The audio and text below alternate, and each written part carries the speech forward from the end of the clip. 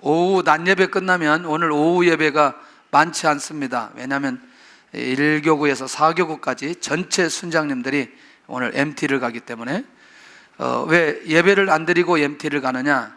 오후 내내 예배 드립니다. 오후 내내 예배 드리기 때문에 거기 가서 드리라고 하는 겁니다. 그렇기 때문에 혹시 오후 예배, 오늘 오후 예배 하나님께서 귀한 은혜를 내려 주실 것입니다. 그래서 교구장 또 순장들 다 가고 난 이후에 우리가 남아서 깊은 은혜 속에 들어가면 좋겠다. 오후에 나오시는 분들 주의 은혜가 임하게 될 줄로 믿습니다. 한번 따라서 하겠습니다. 부자의 변화를 위해서. 여러분들 오해하지 않기를 바랍니다. 주님께서 오늘 부자를 정죄하지도 않습니다. 그 다음에 재물을 정죄하지도 않습니다.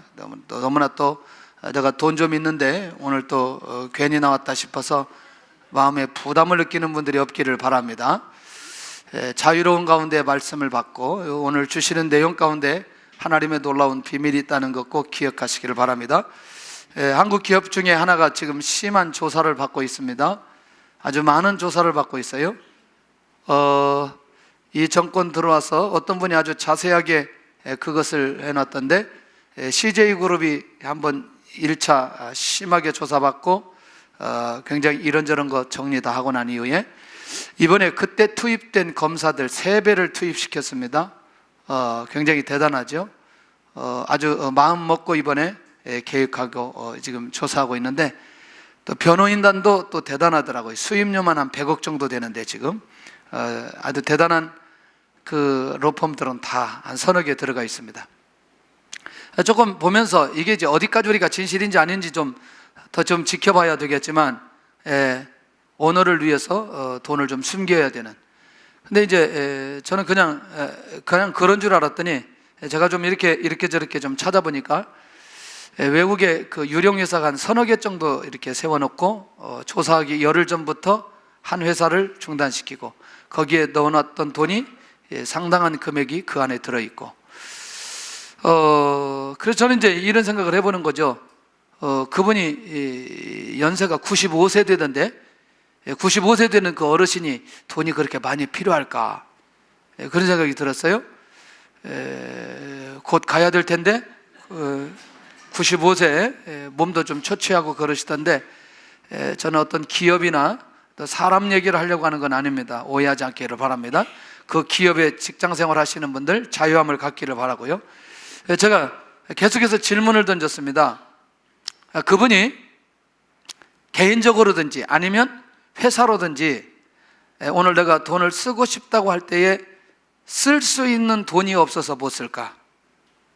그게 개인적으로든지 아니면 회사로든지 충분히 마음만 먹으면 얼마든지 쓸 수 있을 거다. 그러면 제가 이렇게 질문을 던질게요. 혹시 여러분들 중에 하루에 내가 돈을 이 정도 가지면 하루 종일 좀 쓸 수 있지 않겠냐? 한 1억 정도 제가 이제 드렸어요. 성가대 하나에 1억씩 다 나눠줬어요. 그래서 오늘 마음껏 써라. 오늘 아주 마음껏 써라. 1억 쓰다 몸살 나서 돌아가실 수 있어요. 맞아요? 아니 예를 들어서 뭐 한꺼번에 뭐 크게 사는 것 말고 뭐 쇼핑도 하고 밥도 먹고 사람도 만나고 뭐 이렇게 하는데 오늘 1억을 다 써야 되는 거예요 지금. 그거 다 쓰다가 몸살 나서 죽는 수 있어요. 안 그러겠어요? 무슨 땅을 사거나 건물을 사거나 이런 거 말고 그냥 기본적으로 내가 보편적인 상황 속에 쓰려고 할 때에 그게 쉽지 않겠다. 이 어르신도 만약에 좀 돈이 많으니까 10억 정도 오늘 하루 정도 하면 좀 써보시라. 아마 다니다가 돌아가실 것 같아요 나는. 여러분들 이 개념들에 대한 것들을 정리를 좀 했으면 좋겠고 자기가 쓰고 싶은 대로 돈을 쓸 수 없어서 그런가? 그러지는 않다고 봅니다. 우리도 모르게 이분이나 우리나 많은 사람들 안에 무엇이 자리 잡고 있느냐? 탐심이라는 게 자리 잡고 있기 때문에 자기도 모르게 그렇게 갈 수밖에 없다는 것이죠.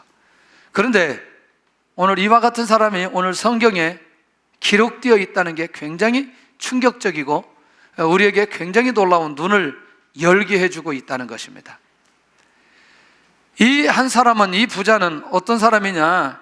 자기 자신의 목적을 위해서 주님을 찾아온 사람입니다. 근데 왜 주님을 찾아왔을까? 곰곰이 제가 말씀을 전체 묵상하면서 정리를 해봤더니 이런 거였어요. 여러분들 12장 1절에 사람들이 수만 명이라고 기록됐어요, 안 됐어요? 1절에 됐어요, 안 됐어요? 있습니다. 예. 그런데 이 수만 명의 사람들에게 주님의 리더십이 기가 막히게 나타나는 거예요. 그것도 어떻게 나타나느냐?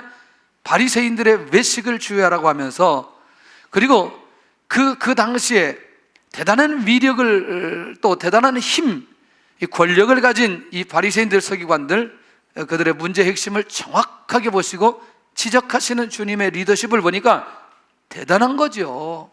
이야, 어떻게 저런 리더십이 주님에게 있을까? 또 기억하나요, 여러분들? 지난주에 우리가 말씀을 나눴던 것처럼 수많은 사람들의 공격에도 주님이 흔들림이 없어요. 맞나요? 예. 주님이 하시는 말씀, 주님이 하시는 행동, 어떤 모습 하나하나를 다 책잡으려서 주님을 공격하려고 하지만 주님이 여전히 그것도 전혀 영향을 받지 않고 흔들림 없이 서 계세요. 더 재미있는 건 사람을 두려워하거나 사람을 피하지 않는 주님을 보니 내 문제 해결 정도는 아무것도 아니겠다 싶은 거죠, 부자가 생각할 때.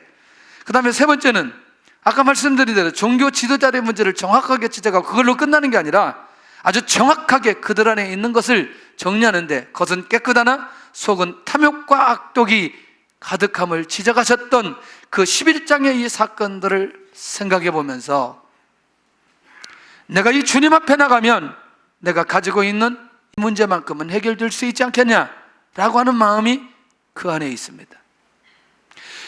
그래서 이 부자는 주님의 리더십과 권세를 확인하면서 또다시 주님의 깊은 마음이 생각이 드는 거죠. 왜냐하면 주님은 기회 있을 때마다 긍휼을 베풀어 주시나요? 치유가 필요한 사람, 문제가 있는 사람, 구원받아야 될 사람, 귀신이 떠나가야 될 사람 다 찾으셔서 주님 앞에 오는 모든 사람들을 다 치유하시고 회복시켜 주셨습니다. 보니까 주님의 긍휼이 굉장히 놀라워요. 그러니 그 긍휼함이 나에게도 나타나지 않겠나 라고 하는 마음이 부자에게 있는 겁니다. 그러니까 세 번째, 이 부자는 자신의 문제를 해결하는데 가장 적합한 분으로 누구냐? 주님을 찾게 되어졌다는 거죠. 도대체 이 부자가 무슨 문제가 그렇게 많았길래 이 주님을 찾게 되느냐 봤더니 재산 문제 때문에 형제 간의 갈등이 매우 많이 있었습니다. 왜? 돈은 많이 있는데 아버지의 재산을 누가 가로채고? 형이 가로채고 유산을 나눠주지 않는 거예요. 나쁜 형이 있어요. 이 나쁜 형을 좀 주님이 혼내줘서 아버지의 유산을 나에게도 주게끔 하게 하는 이 부분에 대한 문제를 이 부자가 해결할 수 없어 주님을 찾게 되어집니다. 그런데 더 놀라운 건 주님을 찾기는 찾고 주님 앞에 오기는 왔는데 주님이 이 땅에 왜 오신지를 잘 모르고 자기의 목적을 해결하기 위해서 주님이 이 땅에 오셨다는 착각 속에 주님을 찾게 되는 것을 보게 된다는 거죠. 자, 그러면 지금껏 이 부자는 자기 자신의 힘으로 노력했을까요? 안 했을까요? 여기까지 올 정도면 그게 얼만데 그 돈을 포기할 수 없어 있는 대로 모든 방법을 다 동원하고 해결할 수 없어 주님을 찾게 되어진단 말이죠. 그러니 이 부자의 입장에서 주님을 찾아오는 모습을 보면 주님에 대한 잘못된 편견과 주님에 대한 잘못된 선입견을 가지고 주님에게 찾아왔던 것을 보게 됩니다. 자, 눈을 열어서 저를 봐야 됩니다. 이 얘기를 오늘 잘 들어야 됩니다. 왜 내가 기도를 열심히 하는데, 왜 내가 믿음의 생활을 잘하는데, 왜 나의 문제는 해결되지 않고 나의 기도의 응답은 되지 않고 나는 여전히 지금 이전이나 지금이나 또 그 전이나 왜 그렇게 힘들고 어려운 시간들을 계속해서 보내야만 할까? 라고 하는 부분들이 있다면 오늘 이 말씀 속에서 정확한 답을 얻을 수 있기를 바랍니다. 반드시 오늘 귀한 응답을 내려주실 줄로 믿습니다. 그런데 일단 이 부자는 주님을 찾아온 목적이 올바르지 않았다는 것으로 보여지나요? 예. 그러니까 주님이 이 땅에 오신 온 인류를 위해서 이 땅에 오신 그 주님을 자기 문제, 자기 재산, 유산 이 문제 해결하기 위해서 주님이 이 땅에 오셨다고 착각하고 있는 부자의 모습을 발견할 수 있다는 얘기죠. 그러니까 이 부자가 가지고 있는 가장 중요한 목적은 어디에 마음이 가장 많이 가 있어요? 재물에 많이 가지고 있는 거죠. 돈에 마음이 가지고 있는 거죠. 예. 그러면 우리가 본문에 있는 내용을, 이 부자에 대한 유산은 말하지는 않지만 이 정황으로 볼 때에 주님을 찾아온 이 사람이 기본적으로 돈이 있겠어요? 없겠어요? 예. 자, 오늘 그렇게 일단 이해하고 가보자는 거죠. 그렇지만 지금 주님을 동원해서라도 유산을 찾고 싶은 마음이 부자 안에 있다는 거죠. 유산에 관심이 굉장히 큰 거예요. 그러니까 형님과의 관계를 유지하는 것보다 어쨌거나 그걸 뺏어서 자기 것으로 만들어야 되는데, 저는 말이죠, 굉장히 요즘에 꼭 보는 게 있어요. 다른 건 안 보고 그것이 알고 싶다, 굉장히 관심이 많았어요. 어제 뭐였죠? 어젯밤에 있는 게? 에? 요양원, 수양원? 뭐예요? 어제? 청심원? 청심원? 그건 아니고 수양원? 수심원. 맨 TV만 보고 그냥. 그거 금방 찾았구나. 수심원. 그 수심원에 대해서 이제 몇 번 했는데 그 중에 한 사람 하나에 대해서 얘기하고 싶은 거죠. 누나가 자기가 그 아버지의 재산을 자기의 것으로 만들기 위해서 자기 동생이 간질이 있는데 21살 때 거기 보내버린 거예요. 와. 그런데 이 친구가 나왔어요. 어떻게 이제 그 방송하고 나와가지고 같이 나왔는데 어느 교회에서, 김해에 있는 교회에서 이렇게 보살피다가 또 다시 문제가 있어서 또 들어가고 이렇게 하다가 결국에는 이 친구가 자결을 한 거죠. 그럼 마지막 죽으면서 자기 누나하고 통화하는 거죠. 그러면서 죽으면서 그 누나를 용서하면서 죽는 그 내용을 어제 방송에 나오는 거죠. 그러면서 그 누나가 너무너무 안타까워했다는 거죠. 자기가 잘못했다. 무엇 때문에? 돈 때문에 자기 동생을 그곳에 보냈다는 그것에 이제 어제 방송이 나왔어요. 야, 정말 그럴 수 있을까? 나는 그 누나가 그 돈 가지고 평생 그렇게 편안하게 살 수 있을까? 살 수 있겠어요? 기본적인 양심을 가지고 살 수 있겠어요? 예. 여러분들, 이미 이 사람은 많은 재물이 있다는 거죠. 그러니까 자신에게 주신 것에 대한 감사보다 더 많은 것을 가지고 싶은 마음이 이 부자의 마음이라는 거죠. 동의하시나요? 예. 그러니까 지금 그러기 때문에 누구를 찾아올 수밖에 없는 거죠. 주님을 찾아올 수밖에 없는 거죠. 할렐루야. 제가 조금 더 깊이 들어가면 여기 너무나 힘들어 할 분들이 많이 있을 것 같아서 여기까지만 할게요. 뒤쪽에 어차피 얘기할 거니까 너무나 힘들어하지 마세요. 이 말하고 싶은 거죠. 지금 주신 것도 감사한데 또 달라고. 할렐루야. 주님께서 원하시는 목적을 가지지 않는 부자의 모습이라는 거죠. 그렇다면 한 가지, 오늘 주님께서 이 땅에 오신 것은 부자의 성공을 위해서 이 땅에 주님이 오시지 않았다는 얘기예요. 이것도 인정하시나요? 예. 왜냐? 주님께서 이제 이렇게 요청을 해오니까 주님께서 14절에 있는 내용을 보면서 주님께서 그렇게 오신 목적이 아니라는 걸 우리에게 명확하게 보여주는데 14절 한번 같이 할까요? 시작.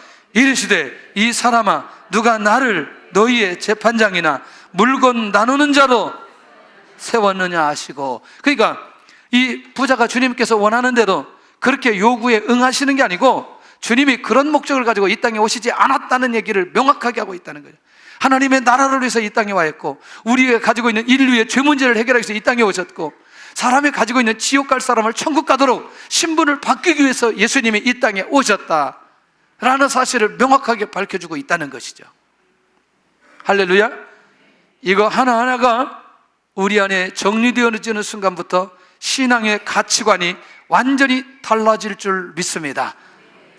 그렇다면 부자의 마음을 충족하게 오시지 않았다고 말씀하신 주님, 부자는 자기 목적을 위해서 주님이 필요한 사람이고, 오직 부자는 자기의 문제만 해결받기 원해서 주님이 필요하고, 그러나 주님의 정체와 주님의 사명에게는 전혀 관심이 없다는 거죠.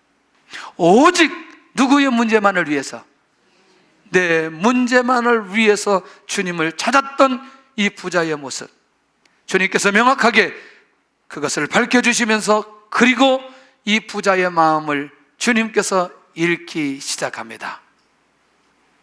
그의 요구를 들어주시지 않고 그의 목적을 위해서 오시지 않았다고 말씀하시고, 그러면서도 우리 주님은 긍휼을 베풀 자, 은혜를 베풀어야 될 자, 응답해야 될 자에게는 여전히 긍휼을 베풀어 주셨고 은혜를 베풀어 주셨고 응답해 주셨습니다. 오늘 이 부자의 요구에 응답해 주시지 않았다고 해서 주님이 은혜가 없거나 긍휼이 없거나 응답을 주시지 않았다고 말할 수는 없다는 거죠. 오늘 나의 목적을 위해서 내가 주님 앞에 기도하고 주님 앞에 나아갔지만 내가 주님의 긍휼을 받지 못했다고, 주님의 은혜가 없다고, 주님의 응답이 없다고, 주님이 긍휼이 없는 분이라고 말해서도 안 된다는 것입니다. 할렐루야. 그렇다면 오늘 이 상황 속에서 주님께서 어떻게 풀어갈까?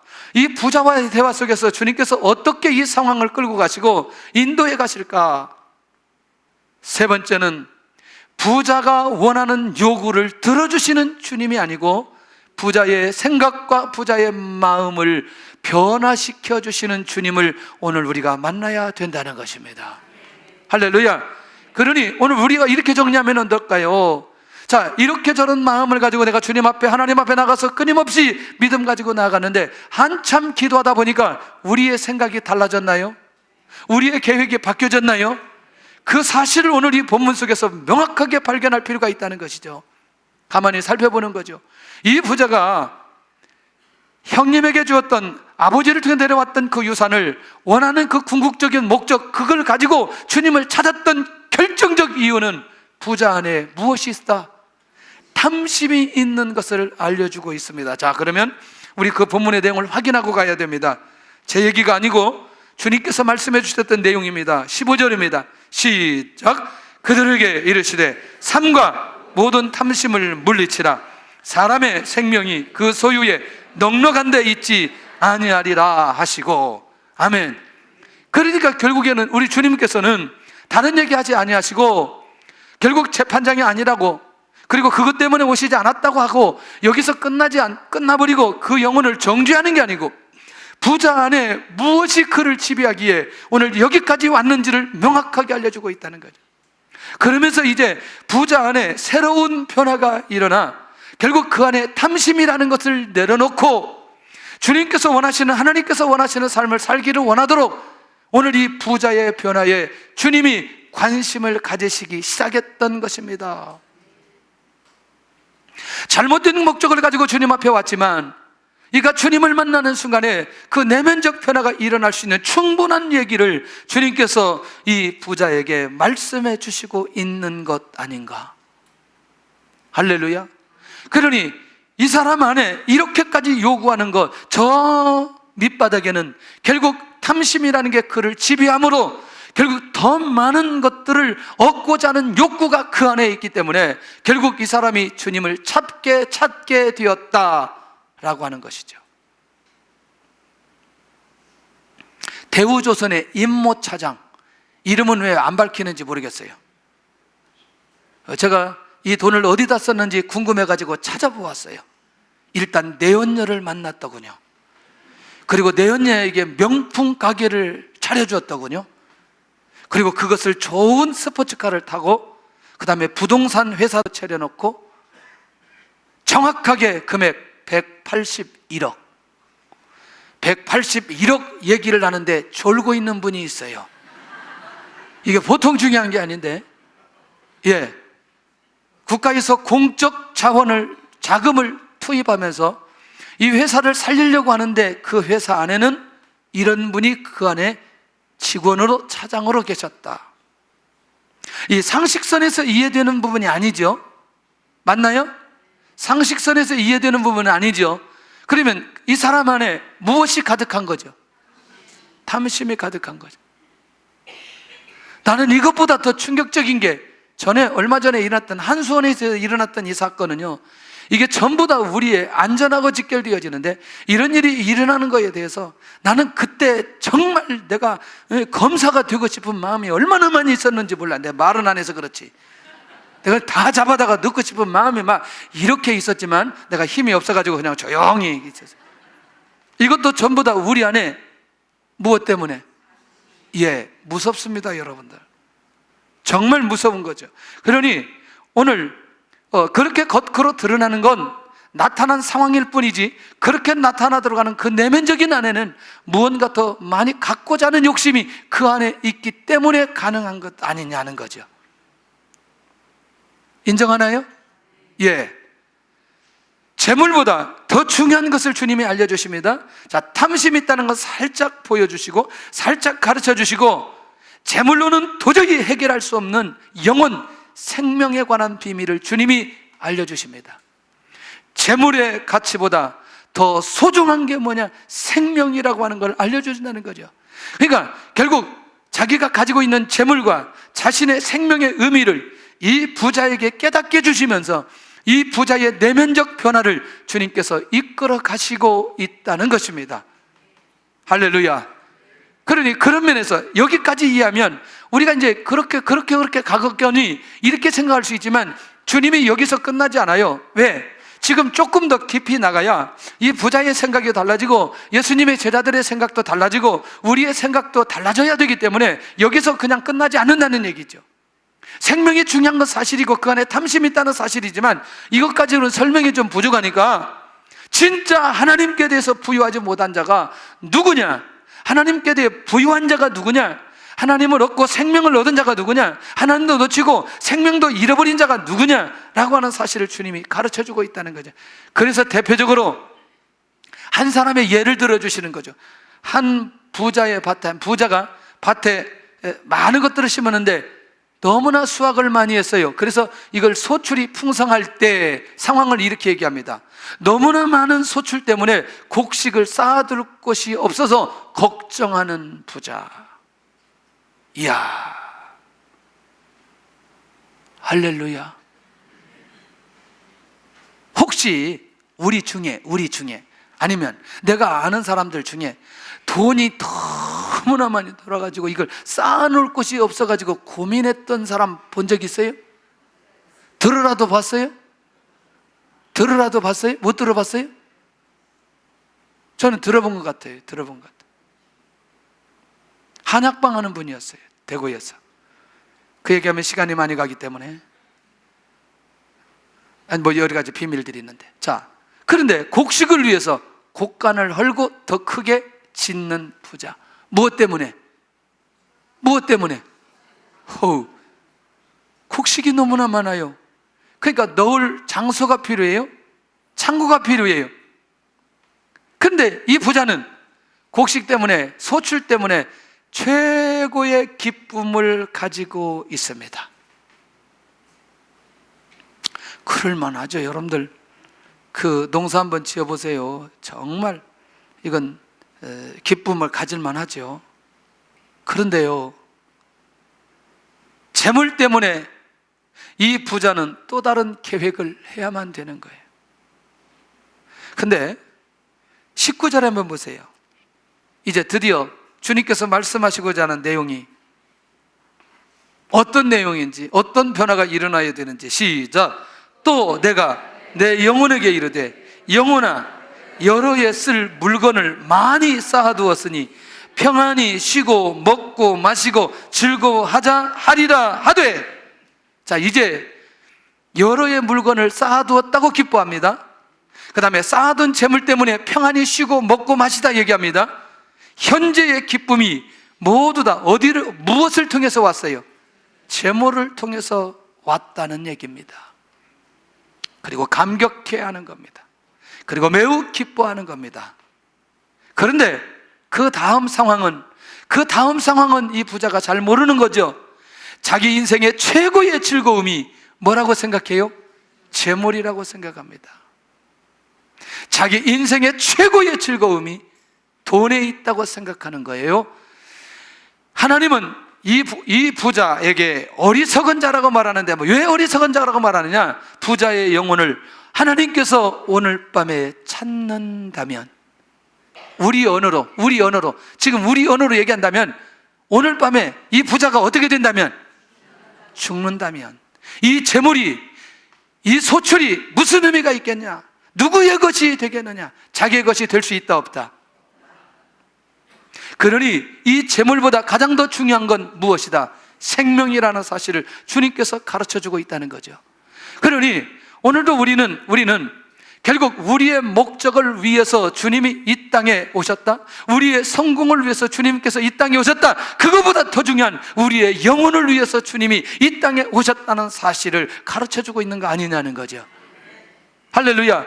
이 사실이 내가 믿어지고 내 영혼이 무엇보다 더 소중하다고 생각하는 그 사람은 가장 먼저 주님 앞에 구원의 문제를 놓고 씨름하며 고민하게 될 것이고, 내 영혼의 문제를 놓고 주님의 인도를 받다 보면 우리 삶 속에 반드시 응답되어야 될 부분이 있다면 그 안에서 주의 역사가 일어나게 될 줄로 믿습니다. 할렐루야. 그렇기 때문에 우리의 영혼보다, 내 영혼보다 결국 재물에 더 집착하는 그것에 대한 놀라운 변화를 오늘 이 부자를 통해서 계속해서 이렇게 변화되듯 우리도 그런 변화들이 일어나야 될 필요가 있다는 얘기죠. 오늘도 우리가 아무리 많은 것들을 가졌다 할지라도 내가 구원받지 못하면 결국 우리가 가졌던 그것이 무슨 의미가 있겠냐라고 하는 거죠. 할렐루야. 정리되나요? 그러니 이 부자에 대한 놀라운 변화들을 주님께서 너무너무 원하셨다는 거예요. 자기를 위해서 재물을 쌓아두는 자가 누구와 같다? 이와 같다. 이렇게 말씀하고 있다는 거죠. 아멘. 여기서 아멘을 확 해야 되는데 갑자기 아멘이 안 나와. 이게 여러분들, 저는 이 말씀을 나누면서 하나님이 주신 마음이 있어요. 왜 세상이 안 바뀌어질까? 왜 세상이 안 바뀌어질까?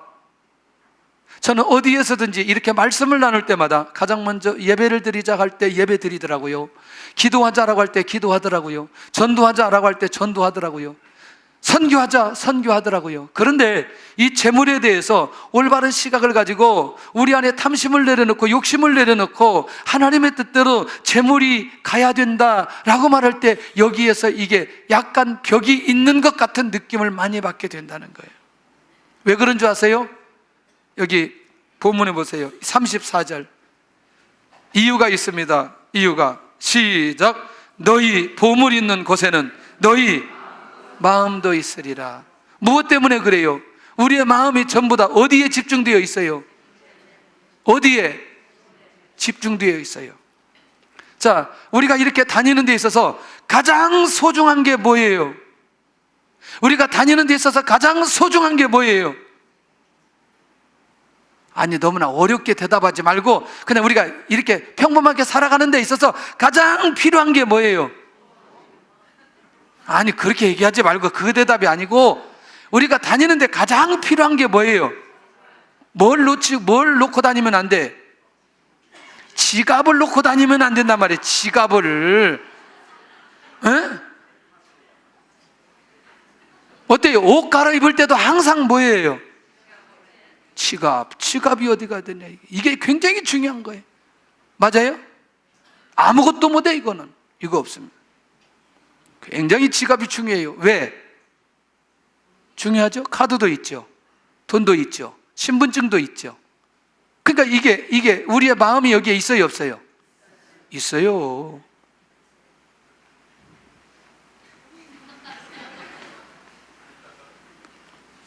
자, 그런 면에서 왜 우리 안에 이게 자꾸 벽처럼 느껴지고 들어가지 않는지 우리의 마음이 너무나 여기에 집중되어 있다는 것입니다.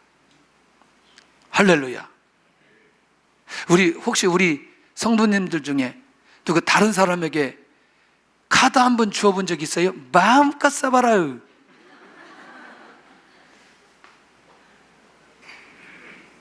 그래요, 장로님. 한도가 얼마나 있어요?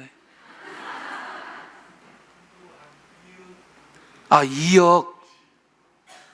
그 사람이 2억 다 써버렸어요? 할렐루야. 그래서 하나님께서 오래 사시게 할 것 같아요. 여러분들 쉽지 않습니다, 정말. 그게 한도가 50이든 100이든 30만 원이든 맞나요? 절대 쉽지 않아요. 다른 건 쉬운데 이건 어렵더라고요. 자, 여러분들 보세요. 이제부터 어떤 말씀을 내가 붙들어야 정말 이 부자의 변화가 나의 변화로 우리 공동체의 변화로, 우리 민족의 변화로 이루어질 수 있을까? 첫째가요, 잊어버릴까봐 누구만 모아놓느냐? 한번 보세요. 이제 22절. 어떻게 혹시 주님이 말씀하신 내용을 빨간 글씨로 되어 있는 성경을 가지고 있는 분들 있나요? 근데 또 거기에 해설로 적혀 있는 건 검정 글씨로 되어 있는 거 있나요? 거기에 보면은 또 제자들에게 이르시되, 이것만 검정 글씨로 되어 있고 바로 이어서 또 어떤 글씨로? 빨간 글씨로 되어 있죠. 그러니까 지금부터는 지금 누구에게 한 얘기예요? 누구에게? 제자들에게. 또 제자들에게 이르시되 이렇게 나가잖아요. 22절 시작. 또 제자들에게 이르시되, 그러므로 내가 너희에게 이르노니 너희 목숨을 위하여 무엇을 먹을까, 몸을 위하여 무엇을 입을까 염려하지 말라. 그러니까 이렇게 이 부자에게 가르치고, 이제 이 예수님의 제자들이 이 온전한 그리스도인의 삶을 살기 위해서 이 제자들에게 명확하게 선포하는 거 있지 않느냐. 첫 번째, 까마귀를 생각하면 염려하지 않는 사람, 의식주 문제에서 염려하지 않는 사람이에요. 자, 까마귀는 골방도 없고 창고도 없다. 근데 누가 기르신다? 하나님이 기르신다. 그 다음에 백합화가 하나님께서 어떻게 도우심으로 그가 자란다? 이 꽃이 자란다. 자, 꽃을 자라게 하고 꽃을 피우게 하는 것도 결국 누가 하신다. 자, 그러면 이걸 정리해 보면 새와 꽃, 들풀들도 결국 궁극적으로는 누구의 보호 아래? 하나님의 보호 아래.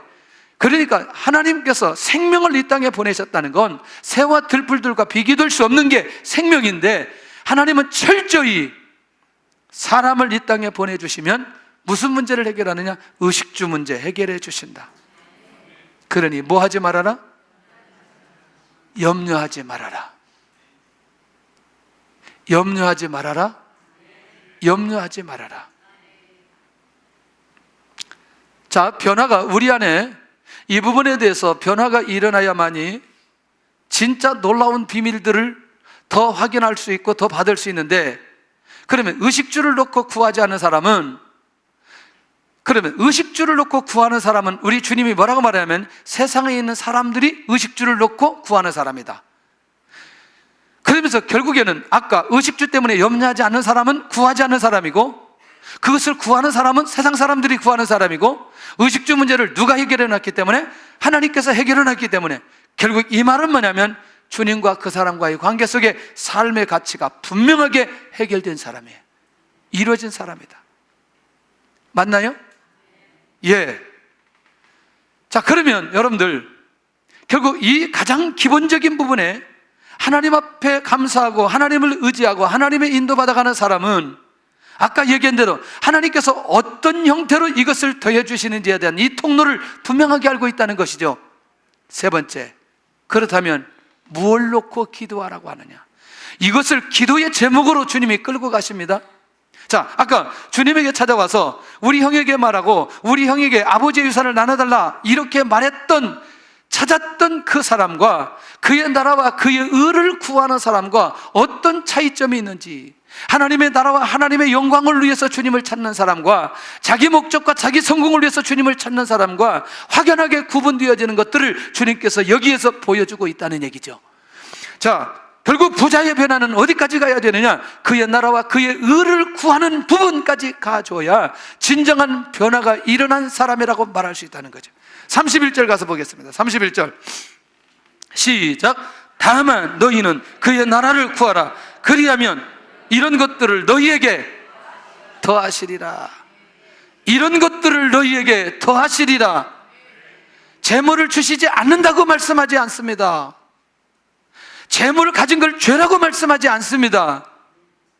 결국 그 안에 가지고 있는 게 마음이 탐심 때문에 오는 것에 대한 것을 명확하게 정리하기를 원하셨다는 얘기죠. 그리고 그의 나라와 그의 의를 구하는 사람은 진정한 가치의 변화가, 신앙의 변화가, 영적인 변화가 일어나는 사람은 이렇게 구할 수 있다, 이걸 가르쳐주고 있다는 겁니다. 그런 면에서 오늘 우리가 하나님 앞에서 내 자신이 주님을 찾고 주님을 만나고 주님의 인도를 받아가는 그 모든 신앙의 형태가 하나님의 나라를 이루기 위해서, 하나님 내가 사용되어지기를 원합니다, 역사해 주옵소서, 이 기도가 시작된다는 건 얼마나 감사한 일이죠. 저는요, 따갑게 듣는 소리가 있어요. 저희 아내가 막내하고는 절대로 결혼 안 한대 앞으로. 에? 다시 할 일도 없겠지만 막내하고는 절대로, 그리고 다른 사람한테 얘기하면서 막내하고 결혼하지 마라, 막내하고 결혼하지 마라, 막내하고 결혼하면 굉장히 힘들다 막 그러는 거예요. 왜냐하면 막내들은 욕심이 많아요. 집착이 많아요.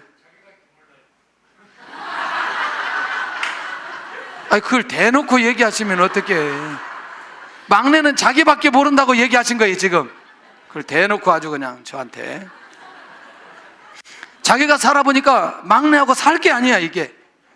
욕심이 너무나 많아. 장남도 그렇대, 장남도. 이야, 할렐루야. 근데 막내가 좀 더한 것 같아 난. 자, 어느 정도인지 제가 보여드릴게요. 자, 식당에 가요. 제가 먹고 싶은 거 2개를 시켜요. 아, 지금은 안 그런다니까 왜 자꾸 그래야지. 옛날에 그랬다니까. 제가 먹고 싶은 거 2개 시켜요. 그리고 먹고 또 나눠서 또 먹어요. 근데 이제 언제 한참 지났어요. 그래서 제가 맛있는 거 알아서 시켜라 그랬더니 나보고 2개 시키래요 아예. 살다 보니까 체질화되어 가지고 아예. 그런데 여러분들 그렇게 욕심이 많은데 어느 날 하나님 앞에 엎드리기 시작하면 그것을 비우지 않으면 안 되는 상황까지 하나님께서 몰고 가는 거예요. 와, 왜냐하면 그것 가지고는 하나님의 뜻을 이뤄갈 수 없기 때문에, 제가 가지고 있는 기들 가지고 그 욕심 가지고 절대로 갈 수 없기 때문에 꼭 중요한 것들은 하나님께서 내려놓게 만드는 거죠.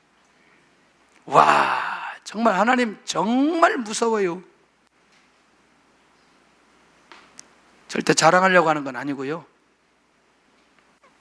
제가 이렇게 아이패드에 무엇을 쓰면서 하고 싶은데 이 아이패드로는 안 되는 거예요. 그 정말 아끼고 해가지고 큰 거 아이패드를 샀어요.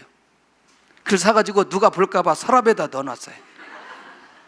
그 충전만 시키고. 그 이제 곧 이제 조금 있으면 내가 쓰리라. 왜냐면 이게 이렇게 쓰면 바로 잘 안 돼가지고 그 새로 나온 게 있어요. 아주 근데 지난 회의를 하는데 어느 분이, 우리 교회 아닌 분이 오셨어요. 근데 갑자기 마음속에 야, 그거 아이패드 줘야지. 아니 하나님, 나 한 번도 안 썼는데 지금 누가 볼까봐 지금 서랍 속에 넣어놨는데 이게 너무 하신다고. 근데 마음이 바뀌어질까봐 서랍에서 딱 빼가지고 케이스 바로 옆에 있으니까 지금 거기다 넣어가지고 펜까지 해서 줬어요. 주님, 그래도 내가 몇 번이라도 썼으면 좀 괜찮겠는데. 야, 그런데 그렇게 하고 나니까 마음이 편안한 거죠. 얼마나 감사한지.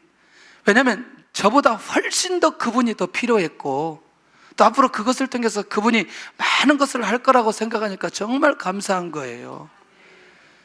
여러분들, 우리는 예수 그리스도를 믿고 하나님의 인도를 받으면서도 여전히 하나님의 나라와 그의 의보다는 계속해서 우리의 욕구를 위해서 주님을 찾았던 모습이 우리 안에 있다면 이런 변화들이 우리 내면적 안에서 계속해서 일어나야 될 필요 있다는 얘기예요. 자, 제 얘기인지 아닌지 한번 보세요. 33절을 한번 보세요. 33절을. 자, 제 얘기가 아니라는 거죠. 주님의 얘기라는 거죠. 시작. 너희 소유를 팔아 구제하여 낡아지지 아니하는 배낭을 만들라. 곧 하늘에 둔 바 다함이 없는 보물이니 거기는 도둑도 가까이 하는 일이 없고 좀도 먹는 일이 없느니라. 그러니까 소유를 팔아 뭐 하라는 거예요? 구제하라는 얘기죠. 하나님의 나라 위에 쓰임받으라는 얘기죠. 여러분들, 변화는, 아까 부자의 변화는 어디까지 가야 되느냐? 이 기도의 제목 가치관의 변화까지 일어나야 되지만 결국에는 어디까지? 자기에 있는 것들을 가난한 자를 통해서 내어줄 수 있는 데까지 가야 진정한 변화라는 것을 가르쳐주고 있다는 거예요. 아멘? 그러니 주님께서는 이제 이 부자와 이 대화 속에 제자들을 양육하는데 여기까지 가는 것이라면, 하나님, 내가 지금까지 하나님의 은혜 속에 살아온 것 사실 아니에요? 맞나요? 그렇다면 지금 또 다시 우리의 성공만을 놓고 계속해서 주님을 찾는다고 한다면 그 모습이 지금 우리가 본문에 등장되는 부자의 모습과 다를 바 뭐 있냐는 거죠. 그러나 주님, 내가 이제라도 그의 나라와 그의 의를 구하고 나에 있는 것들을 가난한 자들에게 나눠줄 수 있는 그 믿음을 내가 회복되게 하여 주시었고, 내 안에 이 탐심을 내려놓음으로 인해서 내가 속해 있는 직장이나 사업장에 이런 놀라운 변화들이 일어나게 해 주옵소서. 정말 귀하다는 것, 생명의 역사가 일어날 것을 놓고 기도하는 것. 어느 날 하나님 앞에 기도해 보는데 굳이 저는 그렇게 이야기하고 싶지는 않았어요. 왜냐하면 그냥 우리는 삶으로 갔기 때문에 어르신들에게 우리가 식사 대접한다고 하면 사람들이 뭐 아이고 뭐 그 월요일부터 금요일까지 하냐 뭐 이렇게 대충 얘기하기도 하고, 사람들은 이렇게 우리가 베이비박스 한다 그러면, 제가 처음에 우리 교회 시작할 때 제가 그 서울에 있는 그 목사님하고 대화 나눌 때는 한 대여섯 군데가 이걸 시작한다고 계속 했거든요. 뭐 부산도 하고 어디도 하고 막 지금 뭐 베이비박스 만들어 달라고 뭐 계속 얘기한다고 했는데 결국에는 우리밖에 없더라고요. 그 며칠 전에 전화가 왔어요. 목사님, 기뻐하시기를 바랍니다. 왜 그래요? 그랬더니 국회에서 아마 법이 잘 통과될 것 같은데 베이비박스가 합법으로 될 가능성이 있고 입양법도 좀 바꿀 거라는 생각이 들고, 그래서 자기가 많은 국회의원들을 만났는데 기도해달래요. 그렇게 해달라고. 이거는 여러분들 단순하게 할 수 있는 부분이 아니고 그 생명에 대한 부분들이 우리의 마음 속에서 자리 잡을 때에 하나님의 나라와 그의 의에 대한 고민이 되어졌을 때 나는 나올 수 있는 거라고 생각이 들어요. 그런데 기도하는데 하나님께서 이것을 정확하게 떠오르게 만든 거죠. 이 교회에서 비록 그렇게 많은 숫자는 아니지만 그 영혼들에게 그 식사를 대접하는 것 하나님 기억하신다는 거예요. 그리고 생명을 놓고 생명을 살리려고 하는 그것 기억하신다는 거예요. 그런데 더 놀라운 건 이 교회의 형편에 과할 정도로 선교하는 것 하나님이 기억하신다는 거예요. 꼭 우리가 이렇게 말할 때는 그러니 하나님께서 이후에 엄청난 하나님의 축복의 역사가 일어날 것입니다, 이렇게 말할 필요는 없다는 얘기예요. 왜? 그것이 우리의 목표는 아니었기 때문에. 만약에 우리가 어르신들 대접 안 했고 우리가 엄청난 복을 받기 위해서 한 건 아니었어요. 그 어르신들이 어떻게 하든 예수님 믿고 구원받았으면 좋겠다. 우리가 저 상가에서 이 어르신들이 하도 그 자기 이름도 전화번호도 안 알려줘가지고 식사라도 대접하면 자기 이름하고 전화번호 그리고 오자마자 주민등록증 달라고 하니까 바로 주시더라고. 이분들이 밥을 먹어야 되니까 우리는 영혼구원 목적으로 시작한 것뿐이었어요. 베이비박스도 무슨 우리가 소문내기 위해서 하는 게 아니고 그 영혼 하나하나가 하나님의 은혜 가운데 믿음으로 자라서 하나님의 인물 되도록 하는 게 목적이지 다른 거 아니었죠. 선교도 우리가 뭐 이렇게 선교를 한다 자랑하고 싶어서 한 게 아니고 그냥 매일 영성 집회하다가 성령이 감동 주셔서 그냥 순종한 것 뿐이었어요. 그런데 하나님께서 기억하신다는 거죠. 하나님께서 기억하신다는 거죠. 하나님께서 그 중심을 받으신다는 거예요. 오늘도 우리의 믿음이 되지 않는다고 한다면 공동체가 함께 할 때에 함께 마음을 모을 수 있는 그거 나는 하나님의 주신 은혜라고 생각합니다. 생명의 역사가 일어나야 것을 놓고 기도하는 그것 얼마나 중요한지, 하나님의 관심 있는 것을 놓고 애통하는 그것, 영혼, 가정, 지역, 도시, 국가 이걸 놓고 기도하는 것만으로도 이미 놀라운 변화가 우리 안에 일어난 것 아니는 거죠. 할렐루야. 그런 면에서 저는 이렇게 부탁을 드립니다. 정말 우리를 바라보면서 주변에 있는 많은 분들이 그렇게 좀 가면 안 될까? 그렇게 좀 살아가도록 하면 안 될까? 아침도 이런 부분들을 놓고 기도하는데 하나님께서 이런저런 마음들을 주시더라고요. 하나님의 뜻을 분명하게 붙든 기도, 여기까지 가게 되어질 때에, 그리고 가난한 자들을 바라보며 거기까지 가게 될 때에 온전한 변화가 이루어질 수 있다는 것입니다. 기도의 방향은 모든 변화의 출발이다. 결론입니다. 나는 주님을 찾는 목적은 무엇인가?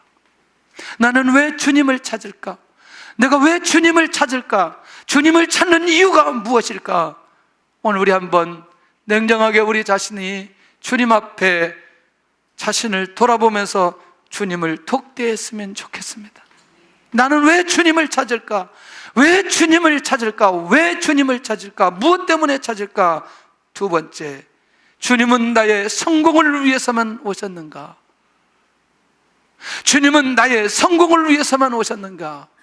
생명을 위해서 이 땅에 오셨던 거 기억하시기를 바라고, 그런데 내가 하나님의 영광을 나타내기 위해서, 주님의 영광을 나타내기 위해서 내가 그렇게 살기로 작정하면 이 땅에 사람들이 우리를 바라보고 성공했다는 말을 들을 수 있을 정도로 올려주신다는 거죠. 이해되시나요, 이 말? 결국 그런 면에서 주님의 영광과 직결된 삶으로 주님을 찾을 수 있기를 바라고, 나는 하나님께 대하여 부유한 자인가? 아니면 내가 부유하지 못한 자인가? 내 생명을 하나님 앞에 맡기고 인도함 받았으면 좋겠고, 나는 어떠한 기도의 제목을 지금 붙들고 있나? 그리고 기도하고 있나? 오늘도 온전한 변화가 우리 안에 일어났으면 좋겠고, 그리고 이런 파장들이 우리 주변에 있는 사람들에게 나타날 수 있기를 예수님의 이름으로 축원합니다.